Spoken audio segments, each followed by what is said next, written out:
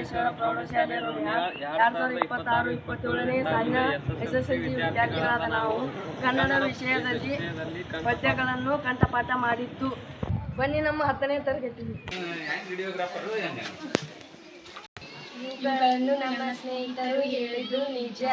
ಜೊತೆಗೆ ವಿಭಕ್ತಿ ಪ್ರತ್ಯಯಗಳು, ಕಾರಕಾರ್ಥಗಳು, ಗಾದೆಯ ಅರ್ಥಗಳೊಂದಿಗೆ ತಿಳಿಯುತ್ತೇವೆ. ಇವುಗಳನ್ನು ನಮ್ಮ ಸ್ನೇಹಿತರು ಹೇಗೆ ಹೇಳುತ್ತಾರೆ ಎಂದು ನೋಡೋಣ ಬನ್ನಿ. 10ನೇ ತರಗತಿಗೆ ಸ್ವಾಗತ.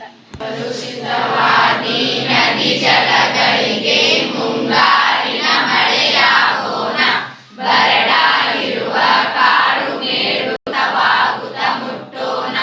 ಯುಗ ಯುಗಗಳ ಹಣೆ ಬರವರಸಿ ಮನ್ವಂತರ ಭಾಗ್ಯವ ತೆರೆಸಿ, ರೆಕ್ಕೆಯ ಬೀಸುತ್ತ ಚೇತನಗೊಳಿಸಿ, ಹೊಸ ಕಾಲದ ಹಸು ಮಕ್ಕಳ ಹರಸಿ, ಅಕ್ಕಿ ಹಾರುತ್ತಿದೆ ನೋಡಿದಿರ, ಮಾರಿ ಗೌತಮವಾಯಿತು ನಾಡಿನ ಭಾರತವು, ಚದುರಂಗ ಬಲದಲ್ಲಿ ಕೌರವನ ನವಿಗೆ ರಣದಲ್ಲಿ, ಸುರಳ ಕೋಟೆಯನ್ನು ಬೀರಿಸಿಯೇ ಪತಿ ಅವಸರಕ್ಕೆ ಶರೀರವನ್ನು ನೂಕುವೆನು, ನಿನ್ನಯ ವೀರರೈವರನ್ನು ಜಯಿಸೇನು, ರಾಜೀವ ಸಕನಾಗೆ ಹುಟ್ಟಿದ ನೂರ್ವರು ಮೆನ್ನಡ, ಹುಟ್ಟಿದ ನೂರ್ವರು ಮಿಲಗಿಸಿ ಸತ್ತರೆ ಕೋಪಂ, ಹುಟ್ಟಿ ಪಗಲು ಸತ್ತರೆ ಹುಟ್ಟರೆ ಪಾಂಡವರೊಳಿದು ಚಲಮನೆ ಮೆರವಂ.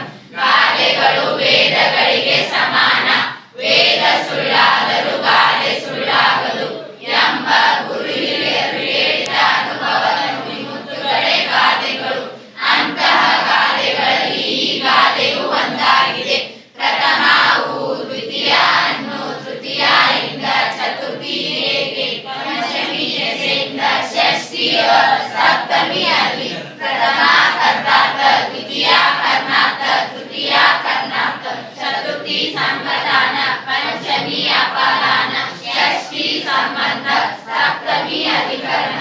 ಹಸುರಾಗಸ ಹಸಿರು ಮುನಿಲು, ಹಸಿರು ಗದ್ದೆಯ ಬಯಲು, ಹಸಿರಿನಗೆ ಹಸಿರು ಕಣಿವೆ, ಹಸಿರು ಸಂಜೆಯ ಬಿಸಿಲು, ಕೊಳಲಿ ಕೊರ ಕೊಡ ಕಬ್ಬಿನ ಮೊಸರು ಬೆಣ್ಣೆ ಹಾಲ, ಉಪ್ಪು ಎಣ್ಣೆ ಅರಿಶಿನ ಜೀರಿಗೆ ಅಕ್ಕಿ ಸಕ್ಕರೆ ಬೆಲ್ಲ, ಗಂಗಳ ಚೆರಿಗೆ ಮಂಗಳ ಸೂತ್ರ, ಹೋಲವು ಬೀಸು ಕಲ್ಲ, ಹಾಳಾಗಿ ಹೋಯಿತು ಹತ್ತು ವರ್ಗಿಸಿ ಹೇಳಲಿ ನಾನೆಷ್ಟ.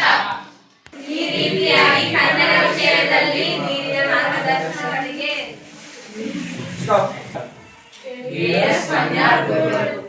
ಧನ್ಯವಾದಗಳು.